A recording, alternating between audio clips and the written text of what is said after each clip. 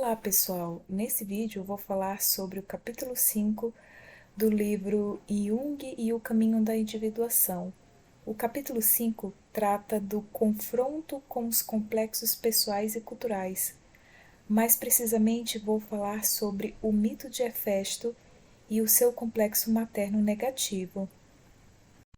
O mito de Hefesto, como veremos, é bem parecido com o que um ser humano pode passar na vida através da sua infância. São alguns traumas, ressentimentos, mágoas que o ser humano inconscientemente ele guarda em seu inconsciente, no mais profundo do seu inconsciente. Veremos que a energia que é detida no complexo, ela, quando liberada, ela favorece o ser humano porque integra o ser humano por completo. Então, o ser humano passa a integrar uma energia que é sua, porém inconscientemente está voltada para fora, para algo negativo. Mas antes disso, vamos entender um pouco sobre o que Jung chamou de caminho da individuação. Em termos simples, caminho da individuação significa quando o homem, o ser humano, ele volta para si, para uma busca de um significado, um sentido de vida maior. É a busca do santo graal, da pedra filosofal, a busca do seu eu divino, do seu eu maior, da sua centelha divina. Para isso, o ser humano enfrentará o que ele deixou para trás, são partes do seu eu que consomem muitas energias, energias essas que hoje poderiam ser usadas para animá-lo, para dar ânimo a ele, para ele viver a vida. Segundo o livro, fala o seguinte, que a maioria das pessoas vive uma infância e juventude muito aquém do ideal. A individuação acontece, portanto, em um contexto conturbado e eivado de complexos. Segundo Murray Stein, que escreveu o livro Jung e o Caminho da Individuação, ele diz o seguinte: a história da individuação de cada pessoa é única e irrepetível, portanto, não existe receitas para a individuação. Como o magistral Von Franz afirma de modo categórico, o processo de individuação é, por definição, algo que só pode ocorrer a um ser humano individual e sempre assume uma forma singular. A história de Hefesto é um exemplo do que acontece na psique de uma pessoa que nasce e cresce em um padrão cultural típico de uma sociedade patriarcal em que vivemos. Sua história é uma narrativa de um processo de individuação com defeitos congênitos e ferimentos psicológicos. Vamos compreender um pouco da história de Hefesto. Hefesto era filho da deusa grega Hera com o poderoso e incontestável chefe da família olimpiana Zeus. No entanto, a deusa grega Hera vivia infeliz em seu casamento com Zeus, por causa das traições de Zeus e tudo mais. Mas o que foi a gota d'água para a deusa grega Hera foi o fato de Zeus ter gerado a deusa Atena da sua própria cabeça. Ou seja, Zeus criou Atena da cabeça dele, sem a participação de Hera. E isso foi a gota d'água para a deusa grega Hera, que, motivada pelos ressentidos e aborrecimentos com o marido, criou sem a participação de Zeus Hefesto. Hefesto, em latino, significa vulcano. Porém, Hefesto ele nasceu com um grande defeito. Suas pernas eram deformadas. Com repugnância, Hera o rejeita e o arremessa do Olimpo. E ele cai no mar, onde as ninfas Tétis e Eurínome o recolhem e lhe dedicam cuidados. Aqui Hefesto, ele era coxo e ele era feio também. Então, não gostou muito, né, da aparência e rejeitou o próprio filho. Essa parte de que Hefesto era coxo me lembrou muito a questão da ferida de Quiron, né? Porque Quiron também foi rejeitado pela mãe, né? E tinha uma ferida na coxa. No caso de Hefesto, ele era coxo. Então, assim, é um pouco parecida as histórias, né? Com isso, Hefesto guarda uma grande mágoa da mãe por ter sido rejeitado. Segundo o livro, fala que Hefesto, ele era uma criança que encontrou carinho maternal fora de casa e recolheu-se em um espaço interior onde ele podia se abrigar dos conflitos e rejeições que chegavam na cabeça dele. E pelo que ele viveu na infância, ele meio que se esconde, né? Ele vive numa caverna e ele se esconde e se entretém com as fantasias. Ele é uma criança que encontrou carinho maternal fora de casa e recolheu-se em um espaço interior onde ele podia se abrigar dos conflitos e rejeições que sempre perturbavam ele, a cabeça dele, né? E mais tarde ele começou a revelar uma raiva muito grande da mãe. Mas essa raiva não era só da mãe dele, era da vida em si, né? Da condição dele, enfim. Eu acredito que essa raiva se voltava até contra ele mesmo, contra o próprio self dele, né? A essência dele. Além dele ter sido maltratado, né, pela questão da rejeição da mãe, ele também foi maltratado pelo pai, por Zeus. Ele foi lançado do Olimpo uma segunda vez depois de tentar defender a sua horrível mãe dos golpes de ira do pai, né? E o que podemos notar é que o caso de Hefesto é um caso que reflete muito um retrato de uma família profundamente desestruturada, porque Zeus e Hera, eles viviam em pé de guerra. A orgulhosa mãe sempre se encontrava exasperada por encontrar-se sob o domínio, né, de Zeus. E Zeus tinha uma ira muito louca, né? E era bastante explosivo e agressivo quando ele era confrontado. Mas outro detalhe, segundo a história, a deusa grega Hera casou-se com Zeus, um daqueles casamento arranjado, forçado.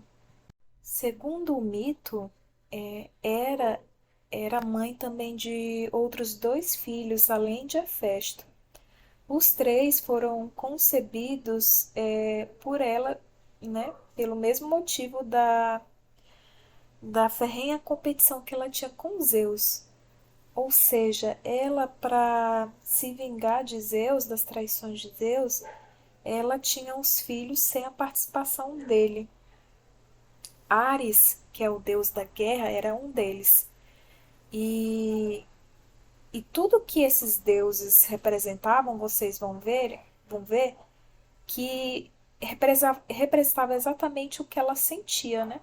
Porque Ares, o deus da guerra, amante do conflito armado e do conflito armado e da destruição, e que reflete a agressividade impulsiva de Hera.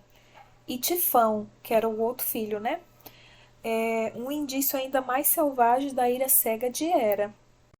Eu não sei, mas o que me parece é que quando ela tem filhos sem a participação dele, ou seja, se a gente for trazer esse fato, na verdade, esse símbolo, né, para um contexto mais espiritual, interior, enfim, seria o feminino né, a energia feminina criando algo sem a participação do masculino. E no caso dele, né, que ele tinha também filhos sem a participação dela. O que parece para vocês isso hoje na nossa cultura, né, no nosso viver diário? A gente parece que vê muitas coisas na sociedade em que não existe uma harmonia entre essas duas energias, né? Da energia masculina e feminina, yin e yang, né? E também isso não foge muito da realidade, porque quantas mães solteiras tem hoje, né? Que cuidam dos seus filhos sozinhos, sem a participação do pai, ou dos pais que cuidam de filhos sozinhos, sem a participação da mãe. Isso está bem enraizado em nossa cultura, né? Então, assim, o que que acontece?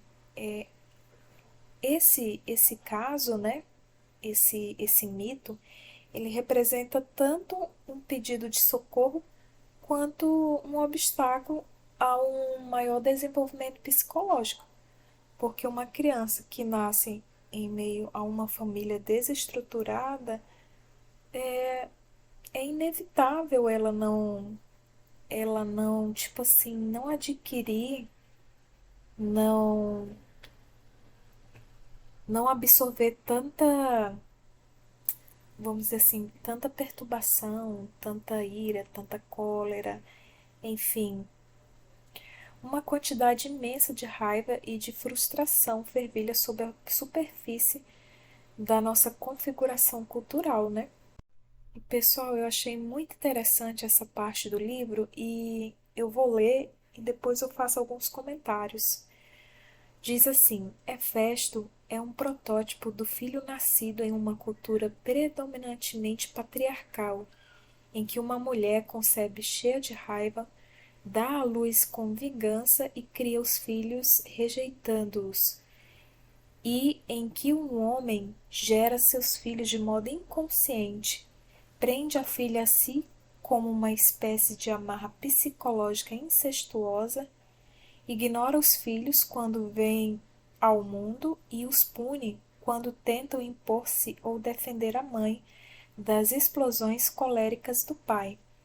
É possível encontrar esse tipo de família em muitos romances e filmes modernos, e ver o personagem hefestiano descrito em obras e biografias de muitos autores atuais que escrevem sobre a psicologia masculina.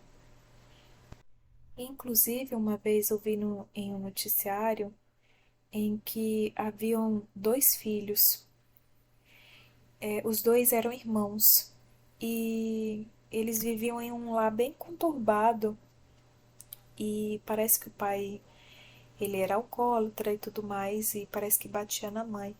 E uma vez, acho que o repórter perguntou para os dois, né, se eles tinham vontade de ter família.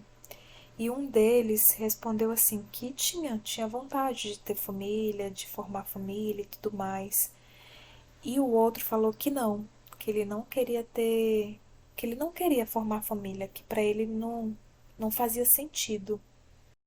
Pessoal, esses são exemplos extremos, mas em exemplos menos extremos, vai existir algum tipo de complexo que, de que a pessoa viveu na infância, seja qual for ele.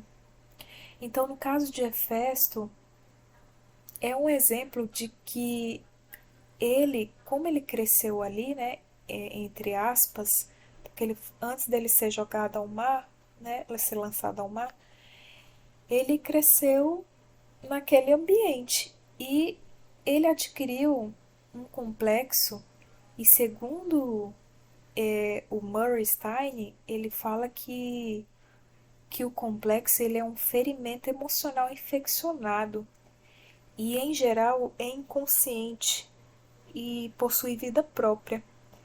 Ele abriga ressentimentos, mágoas e intenções furiosas e prejudiciais e borbulha até a superfície de modo espontâneo e com frequência surpreendente. Os complexos são os motivadores de diversos comportamentos psicológicos. Hefesto passa 9 anos tranquilos com as babás Tétis e Eurínome em uma caverna junto ao mar, onde ocupa seu tempo confeccionando delicadas bijuterias, joias e outras peças para elas. Parece que a beleza de Hefesto vinha do seu interior e ele conseguia colocar isso na sua criatividade. E o que é mais interessante é que já na infância o Hefesto ele dá sinais do que ele poderia ser no futuro, né? Do que ele seria no futuro, no sentido de que ele se mostra um grande artesão, um artista nato, né? Dotado de todo um talento de inventividade e criatividades naturais. E essas qualidades dele se tornam bastante evidentes, mas sob um verniz de muita criatividade, ele também relembra sua história e dentro dele fervilha muita raiva contra a mãe por ter abandonado ele, né, e por ter rejeitado ele. Só que o complexo, como é que ele age, né, dentro da pessoa, dentro do ser humano? Ele vai e volta, ele meio que se recarrega, né, de energia. Então chega um momento que o complexo se apossa dele e ele age movido por seus sentimentos de muita raiva. E aí o que que Hefesto faz? Ele planeja se vingar da própria mãe. E aí nisso ele constrói um trono ardiloso com o nome dela e envia lá pro Olimpo. Só que ele não coloca o nome dele, né? Ele envia tipo assim, anonimato. E sem maiores preocupações, quando a deusa grega Hera recebe o presente, né? Ela se apossa com um orgulho, né, do seu novo lugar no trono e tudo mais. E aí, quando ela se senta confortável no trono, de repente o trono prende ela, aprisiona ela e se eleva do chão, né? E aprisiona ela no. Só que Hefesto, ele não se dá conta do que ele fez, né? Porque na verdade, quando ele faz isso, coloca ela no trono, ele está colocando ela no trono dele. Ou seja, ela ocupa um lugar, uma energia que é dele, né? Que ele poderia estar usando para uma outra coisa. E ele gasta essa energia com muita raiva, muita fúria, muita mágoa e sentimento de rejeição. Aí nessa hora que a deusa grega ela é aprisionada no trono, ninguém no Olimpo consegue descobrir como trazer ela de volta para a Terra. Ou seja, libertar ela do trono, né? Ela fica presa. E embora fosse divertido a princípio, o incidente logo se torna um problema muito sério. E a deusa grega Hera, ela quer descer do trono, mas ela não consegue, porque ela está aprisionada. E os outros deuses, quando percebem que o trono foi feito por Hefesto, nessa brincadeira e tudo mais, eles começam a atrás de Hefesto, né, para que ele solte a mãe. E quando vão atrás dele para ele soltar a mãe, ele responde que ele não tem mãe, que ele foi abandonado e rejeitado e que ele apenas está devolvendo um favor. Só que, como eu falei, Hefesto ele não se dá conta do que ele está vivendo. Ele está tão inconsciente pelos ressentimentos, pelas mágoas, que ele não se dá conta que ele está deixando de viver uma vida, a vida individual dele, saber quem ele é, e ele tá, tipo, focando na mãe dele. E aí é como se ele projetasse toda a raiva dele na figura da mãe.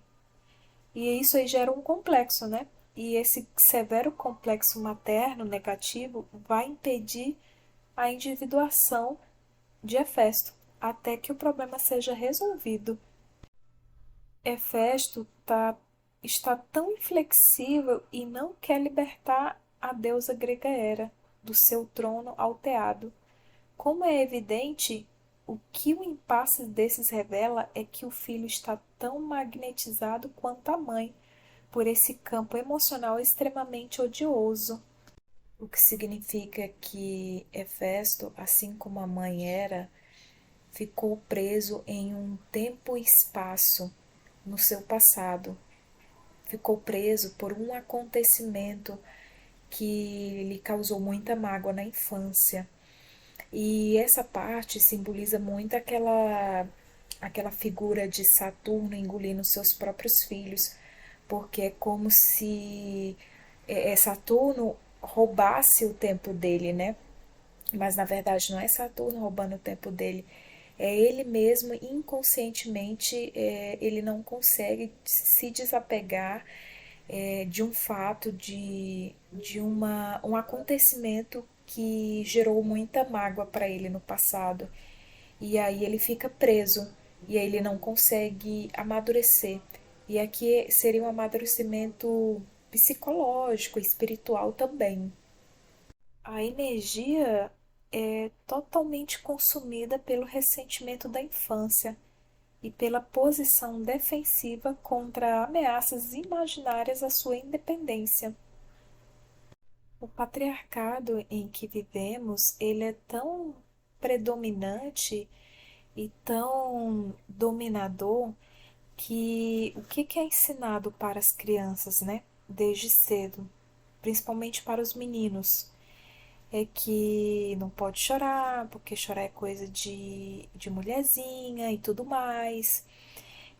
Fala que o homem ele tem que se diferenciar da mulher, porque senão ele vai ser considerado afeminado.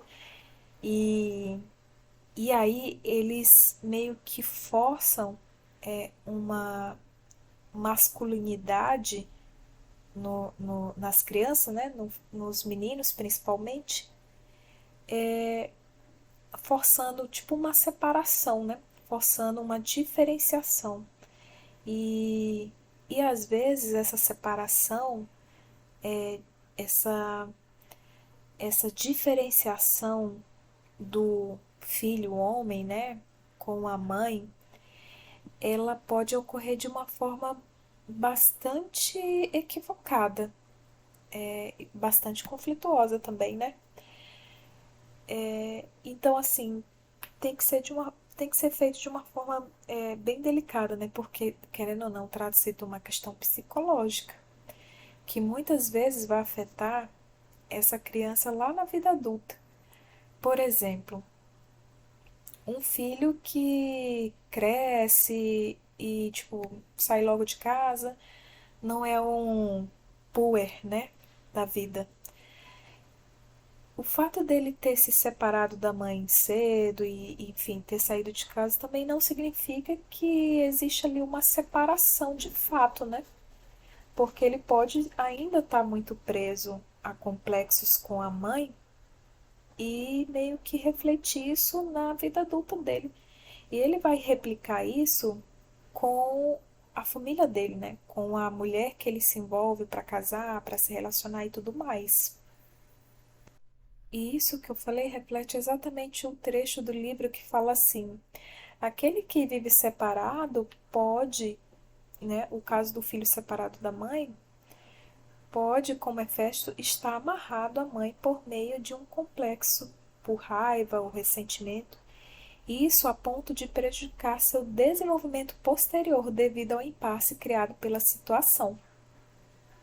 Então, ele não consegue separar-se de fato porque ele está tolhido por emoções negativas. Motivo também pelo qual ele não consegue ter um relacionamento amoroso e límpido com uma parceira, que foi o que aconteceu com Hefesto, né?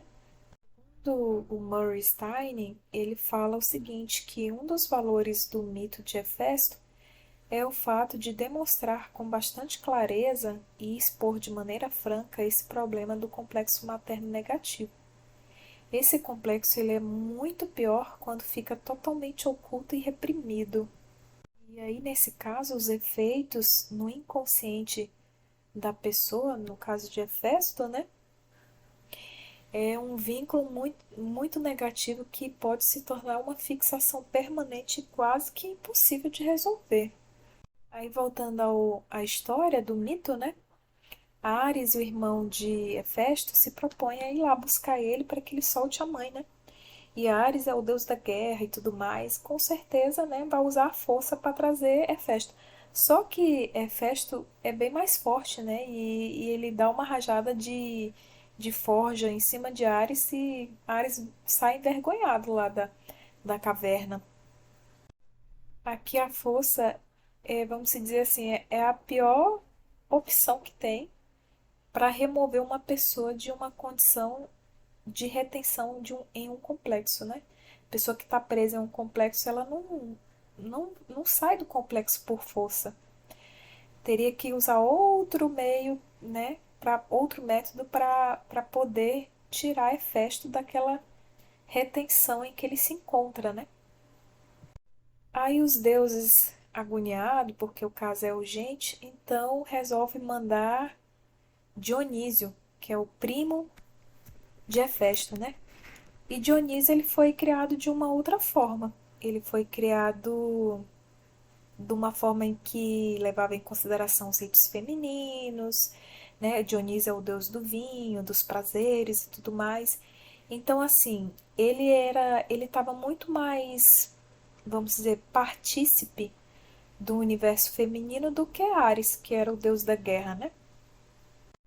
Então Dionísio desce até a caverna onde o Hefesto mora e convence ele de beber vinho.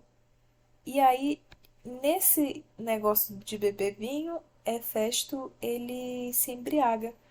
E é nessa hora que Dionísio consegue levar ele até o Olimpo. Quando ele chega no Olimpo, ele não está dormindo, ele está embriagado. E só que o Olimpo é na verdade o lugar onde ele viveu toda aquela experiência com a mãe dele, né? E com o pai também. Então Jung fala o seguinte, que é onde tem os instintos verdadeiros, né? Onde vão aparecer os instintos verdadeiros que podem influenciá-lo e ajudá-lo a superar a identidade de vítima obstinada que se produziu com esse seu envolvimento no complexo materno negativo. Então, quando os deuses pedem para Hefesto que solte a mãe, ele na verdade pede que só vai fazer isso em comum acordo se derem para ele a mão de Afrodite, né, como esposa. E então o acordo é selado e a mãe é liberta. O que Dionísio fez ele conseguiu afrouxar o nó da raiva e do ressentimento que Hefesto sentia contra a mãe, o que também possibilitou a influência de um outro instinto verdadeiro ressurgir em Hefesto, que era o instinto sexual. Tendo a raiva pela mãe abrandada até certo ponto, Hefesto pôde amadurecer sexualmente e ser atraído pelo feminino de um modo novo. Antes, a sua exposição ao feminino ocorria de maneira maternal negativa, que era contra Hera, né? E ocorria também de forma positiva, através das duas ninfas que criaram Hefesto. Só que Afrodite, ela representa uma exposição feminina de forma diferente, não mais maternal, mas sim sexual. E Afrodite, ela é como se fosse a ânima de Hefesto, porque Hefesto era, vamos dizer assim, feio, né? Ele se considerava feio, ele era coxo, ele era desprovido de beleza. Já Afrodite era a personificação da beleza. E aí, o que que acontece? Essa união entre Afrodite e Hefesto, ela representa o início de uma reconciliação de opostos. Só que vocês vão ver que, na verdade, o que que acontece? Quando Afrodite ela meio que aceitou, ela não teve opção, né?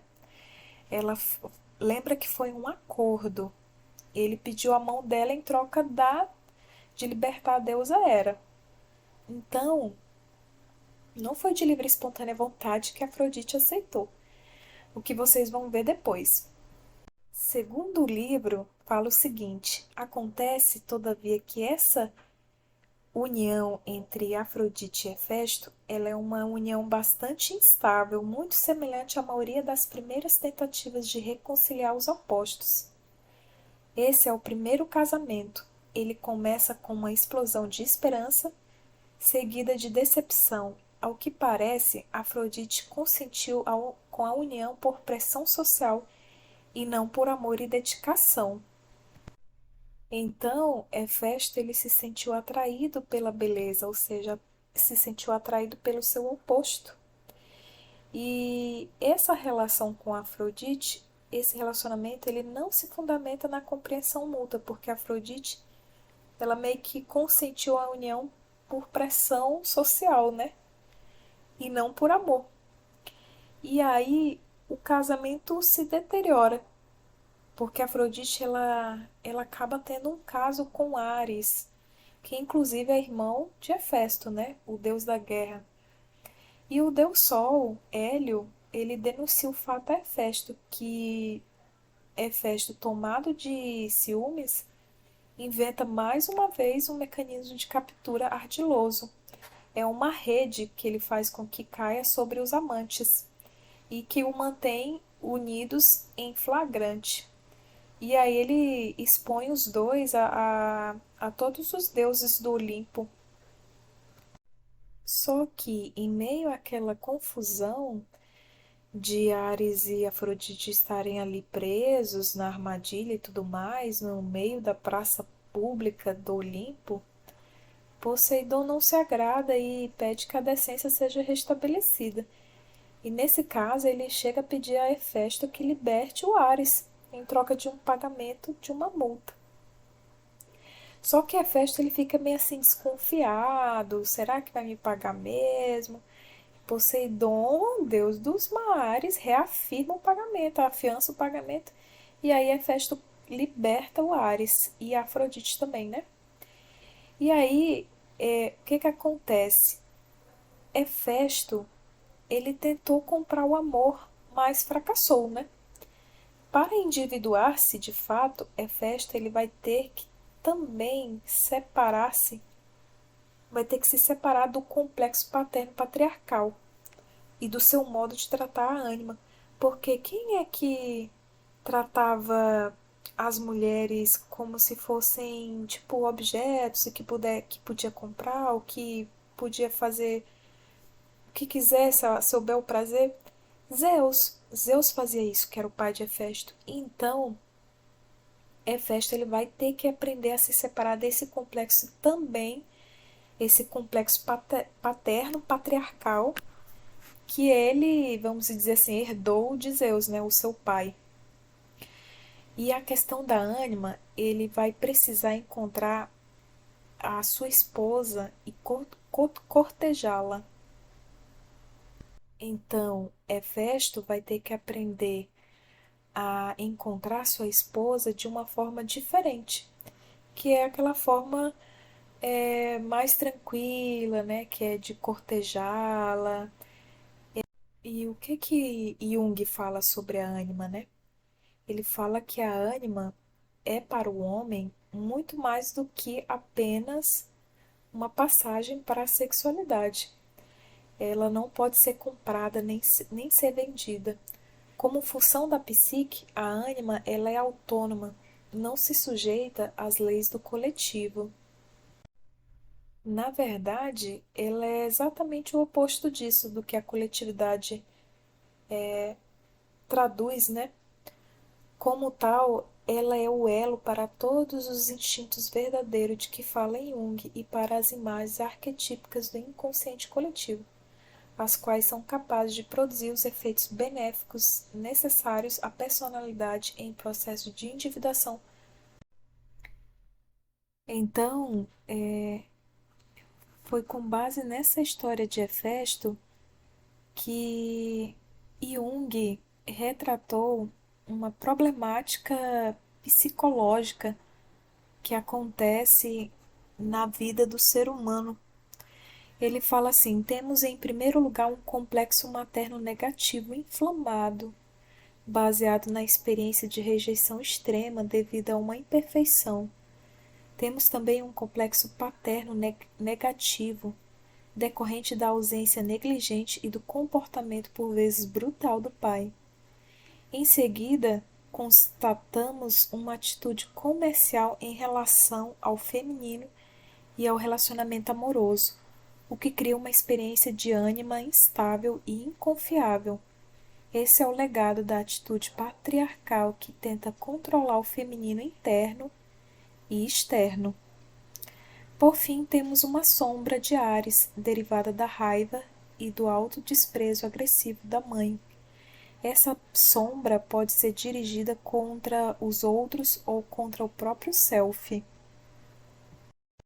E segundo Murray Stein, ele fala o seguinte, que esse conjunto de estruturas psicológicas do nível pessoal, ele é transmitido, transferido para o coletivo.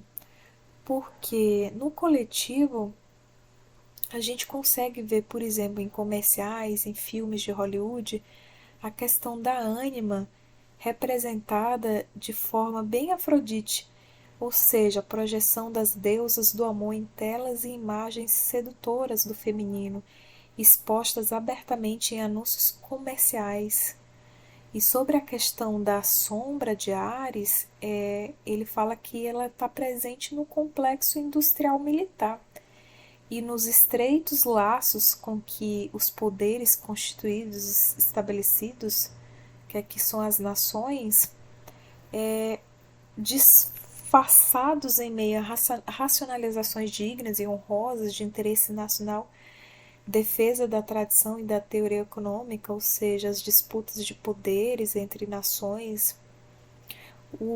Já o complexo paterno, ele fala que o complexo paterno patriarcal ele está representado pelos governantes políticos, sejam eles homens ou mulheres, e o complexo materno negativo encontra expressão nas mulheres enfurecidas que protestam de modo compulsivo contra o tratamento que percebem ser dispensado pela mão do poder patriarcal. E em meio a tudo isso encontra-se o ego hefestiano, ferido, deformado por baixa autoestima, furioso e ressentido, achando difícil, quando não impossível, relacionar-se com seus impulsos de individuação mais profundos. É aqui que entra a questão de algumas fases da alquimia, de operações da alquimia, porque aqui no caso o ser humano, o Hefesto, simbolicamente falando, ele deve enfrentar a mãe e o pai e separar-se desses complexos e dos seus derivados, para entrar em contato consigo mesmo e encontrar o seu caminho para um contato autêntico e estável com os instintos verdadeiros e a orientação individuadora das camadas mais profundas do inconsciente. Ou seja, aqui a energia pai e mãe são energias primordiais e delas derivam-se outras energias, que no caso de Hefesto, derivou-se a energia da mãe, derivou-se para a energia de Afrodite, né? Que aí as duas tratam-se da energia feminina. E a questão do pai, ele é uma energia também que deriva para a parte da conquista, no caso de Hefesto, né? Da conquista e de ele conseguir escolher uma esposa, mas tratá-la de uma forma diferente, não como o pai tratava. Outro fato que o Murray Stein ele explica é que quando o ser humano ele consegue separar-se desses complexos, a energia que antes era vamos ser direcionada para esses complexos, agora é direcionada para os instintos verdadeiros dentro do ser humano. Pessoal, os complexos, eles são tão terríveis que eles sugam a energia que poderia ser direcionada, vamos supor assim, para a realização dos instintos verdadeiros. O Murray Stein, ele fala que os complexos absorvem os impulsos libidinosos. E aqui, os impulsos libidinosos é porque Jung chamava essa energia de libido, né? E aí, não tem nada a ver com a conotação que Freud usou, que ele usava como energia sexual. Mas o Jung, ele vai muito mais além disso, né? E aí o Murray Stein fala que o ego é mais ou menos desprovido de energia e de motivação em qualquer direção. E esse é um quadro de depressão neurótica crônica. Então, os complexos, eles podem chegar a um estado de depressão crônica. Na figura de Hefesto, podemos ver o esforço para se libertar da bagagem histórica, os complexos e uma luta bem-sucedida para se separar e individuar-se com o objetivo de se tornar com mais plenitude aquilo que no fundo ele sempre foi, uma personalidade criativa. Essa luta de Hefesto é, portanto, uma luta encarada por homens e mulheres hoje, quando procuram libertar-se da bagagem da história pessoal e coletiva e tornar-se as personalidades individuais que constituem seu potencial inato. A imagem de Hefesto, com sua deficiência, sua história de rejeição por parte da mãe e do pai, seus sentimentos de vergonha por ser considerado imperfeito em um ou outro aspecto, retrata com vividez características que refletem a experiência de muitas pessoas em seu processo de individuação. Outro complexo que pode ser considerado como um complexo negativo da mãe é exatamente a questão do controle excessivo, da pessoa querer controlar tudo, achar que se não controlar ela não vai sobreviver e acaba tolhindo a sua própria criatividade. Também é. E muitas vezes a, a questão ela é tão profunda, que leva tempo para a pessoa se livrar da influência materna dentro de si. E porque é lá dentro, na mais profunda psique humana, que se encontra o verdadeiro bloqueio ao acesso de um instinto verdadeiro, né? Por exemplo, de um instinto criativo. E, e às vezes não tem nada a ver com o que aconteceu, mas com o que você guardou, com que aquilo te afetou de uma forma que se converteu num trauma e que por isso virou um complexo.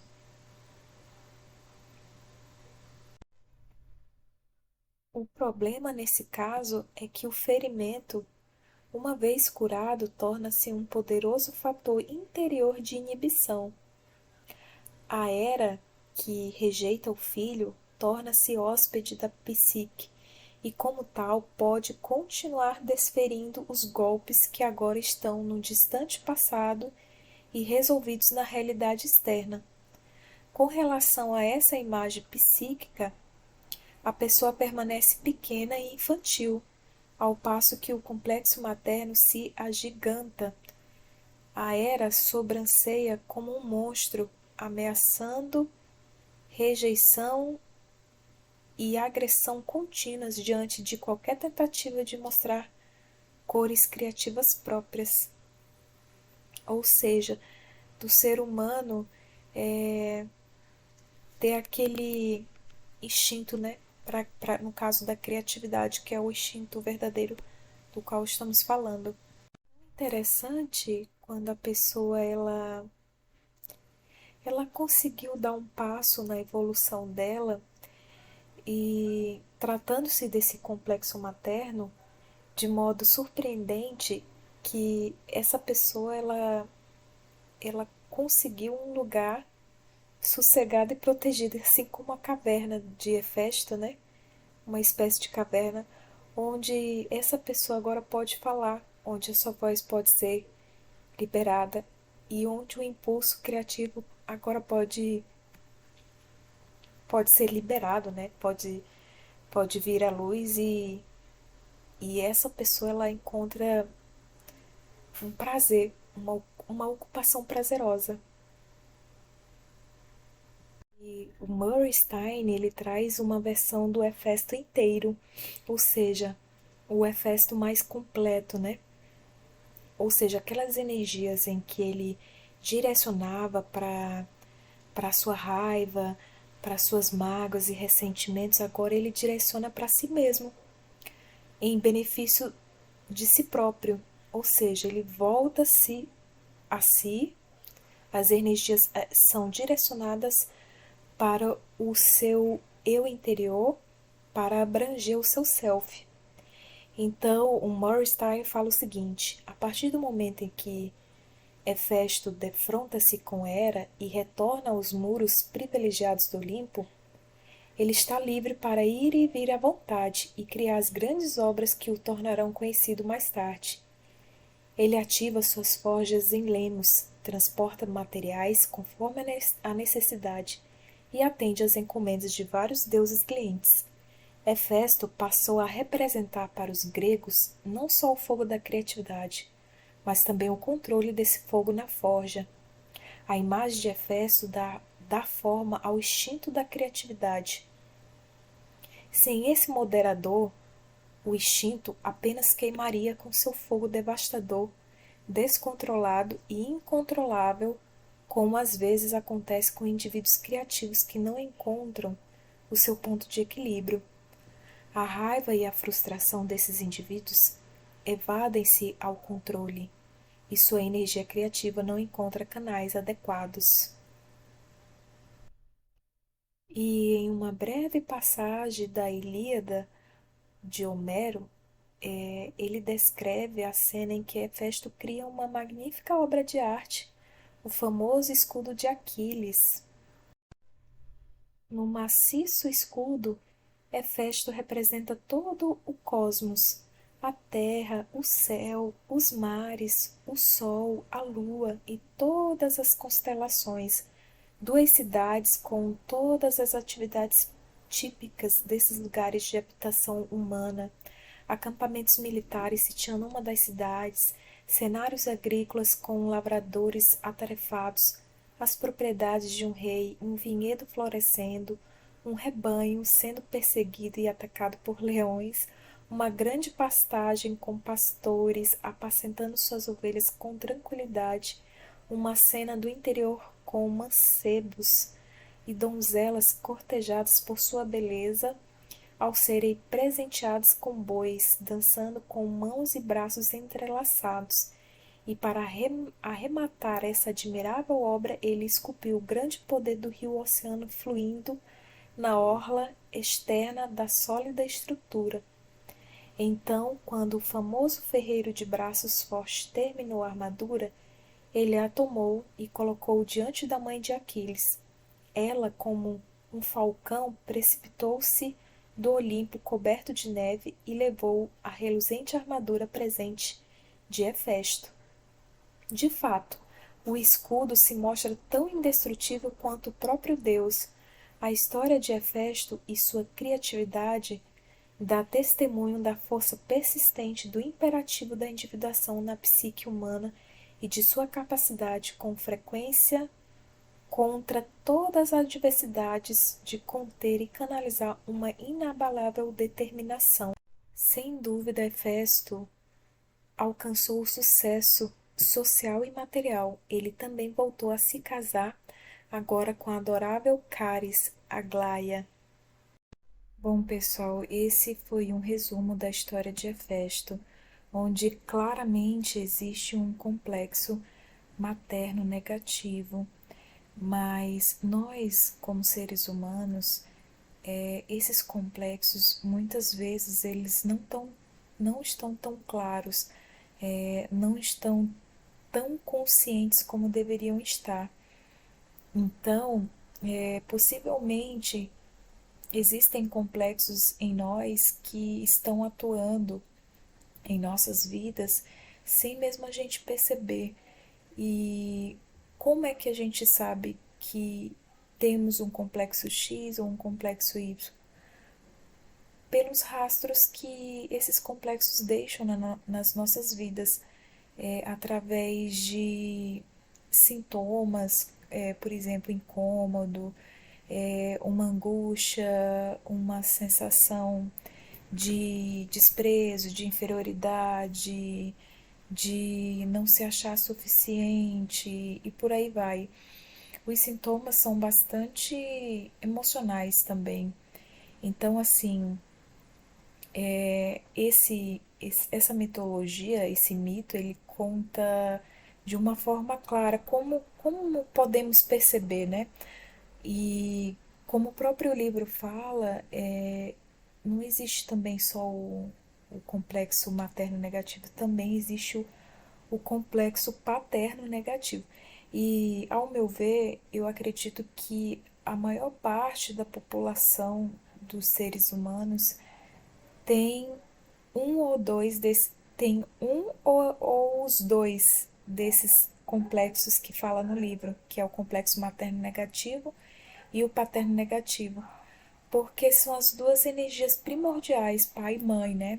Então, assim, são arquétipos primordiais. Então, eu acredito nisso. É isso, pessoal. O livro que foi usado, como vocês puderam ver durante os slides, foi esse livro aqui, Jung e o Caminho da Individuação, de Murray Stein. Desde já agradeço as visualizações e se você não é inscrito no canal, se inscreva, ative o sininho para as próximas notificações dos próximos vídeos e nos veremos em breve.